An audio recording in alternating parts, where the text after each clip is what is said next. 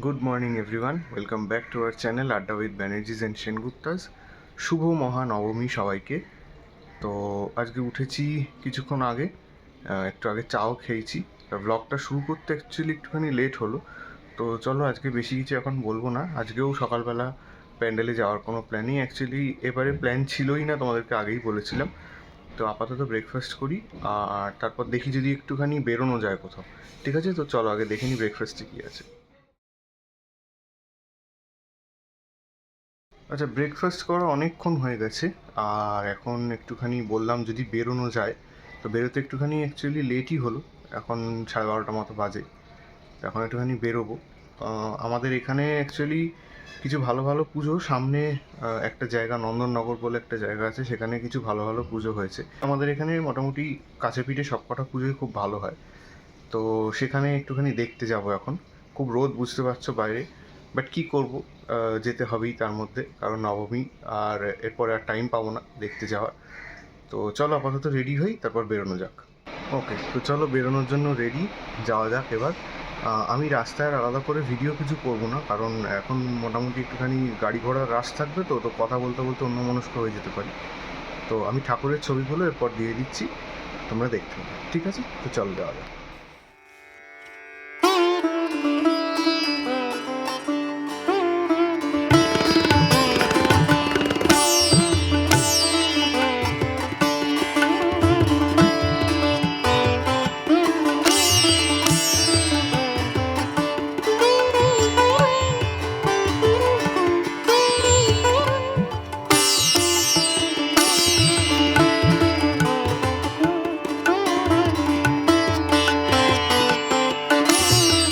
আচ্ছা, তো দেখলে কি কি ঠাকুর দেখলাম, আর একদম চান টান করে চলে এসেছি এখন।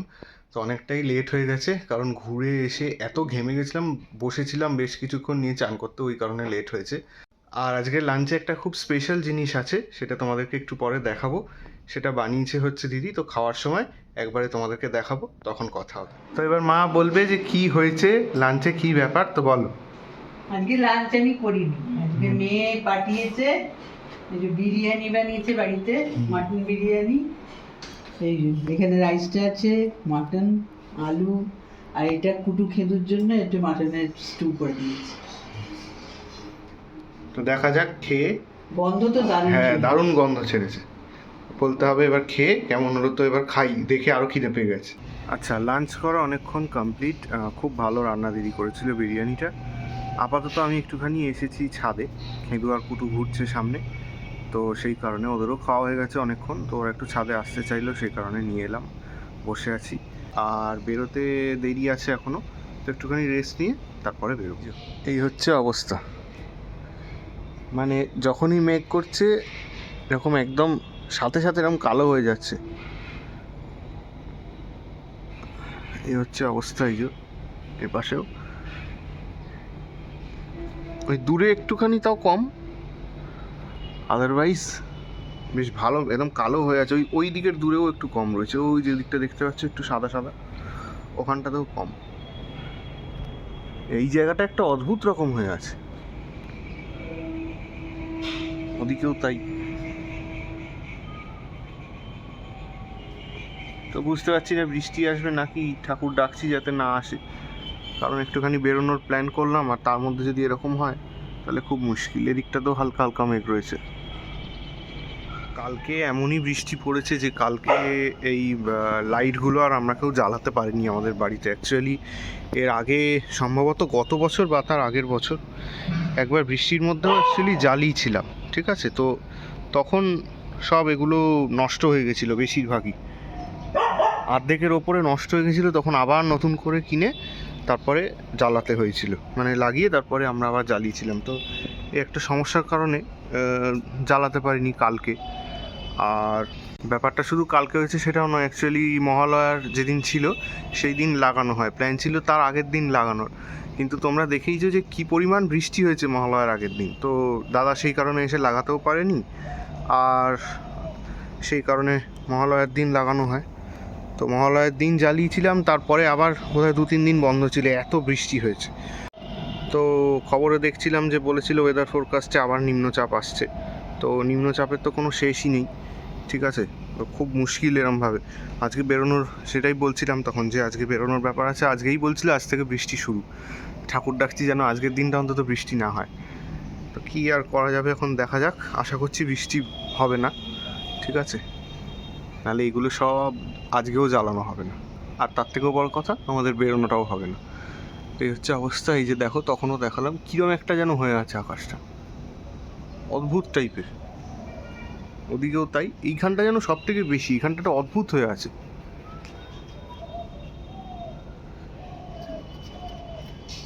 আর এই যে খেঁদু আর কুটু এখানে দাঁড়িয়ে আছে।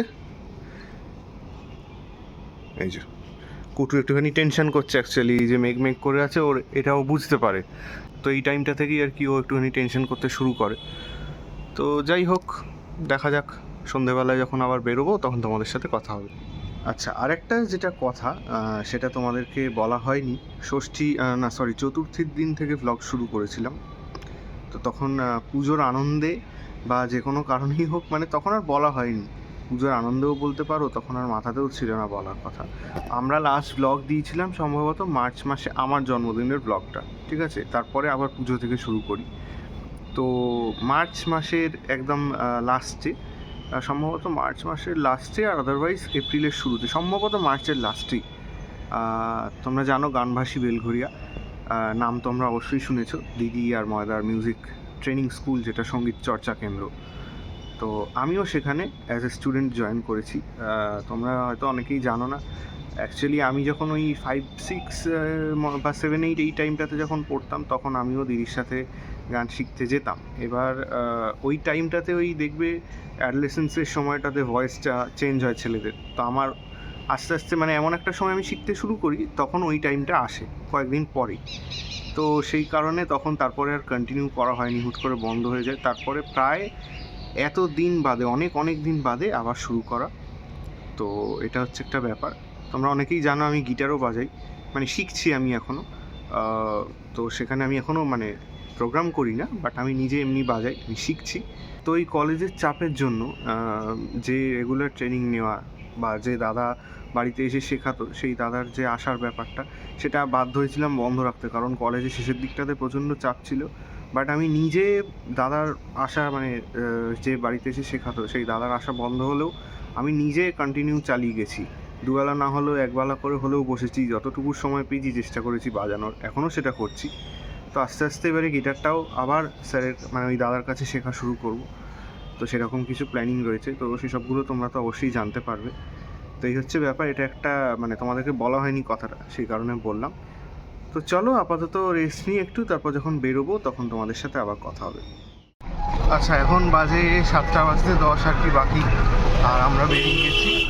এখন দেখা যাক প্রথম কোথায় যাওয়া যায়। তো যেখানে যাবো আর কি, সেই জায়গাটার নাম বলে তারপর দেখাচ্ছি।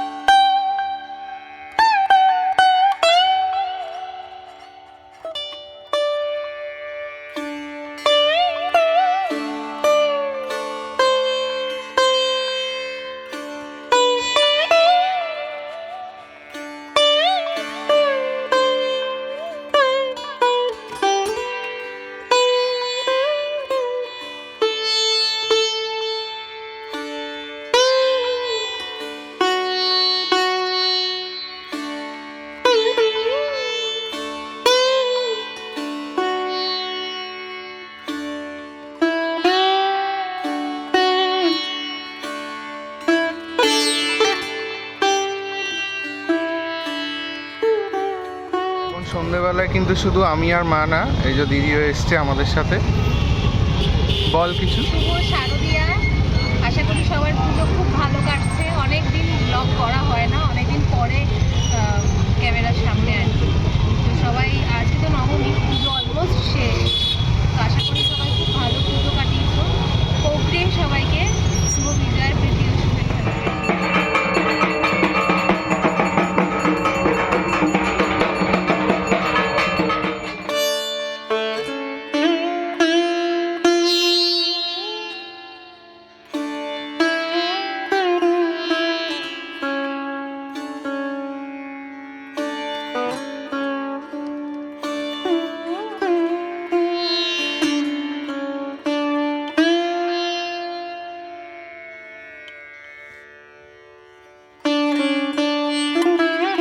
আচ্ছা, তো কিছুক্ষণ হলো আমরা বাড়ি এসেছি।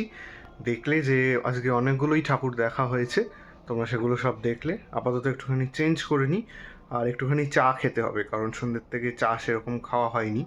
বাইরে একটুখানি আইসক্রিম খেয়েছিলাম আমি আর দিদি, তো একটুখানি চা খাবো। তো মা চা বানাচ্ছে, তো চলো আপাতত চা খাই। চা খেয়ে তারপর আসছি আবার তোমাদের সাথে কথা বলতে। এখন হচ্ছে ডিনার করব। তো এই যে ডিনার এখানে মা দিচ্ছে, এখানে রয়েছে ভাত আর সাথে এই যে সেদ্ধ ডাল, মসুর ডাল সেদ্ধ, আর এই মাছের ঝোল ছিল। এই হচ্ছে আজকের ডিনার। আচ্ছা, ডিনার করা অনেকক্ষণই হয়ে গেছে আমাদের, আর এখন বাজে হচ্ছে 12:30। তো এখন তো ঘুমানোর পালা। তো চলো, জানিও আজকের ব্লগটা কেমন লাগলো। আজকের ব্লগটা এই পর্যন্তই। যদি ভালো লাগে লাইক করে দিও, আর যারা নতুন দেখছে আমাদের চ্যানেলের ভিডিও, যদি ভালো লাগে অবশ্যই সাবস্ক্রাইব করে দিও আমাদের চ্যানেলটা। আর আমাদের সমস্ত সোশ্যাল মিডিয়া অ্যাকাউন্টসের লিঙ্ক ডেসক্রিপশন বক্সে দেওয়া থাকবে, তোমরা আমাদেরকে সেখান থেকে ফলো করে নিও। তো চলো, আজকের মতো টাটা, গুড নাইট। কালকার একটা নতুন ব্লগ নিয়ে আবার দেখা হবে তোমাদের সাথে। টাটা।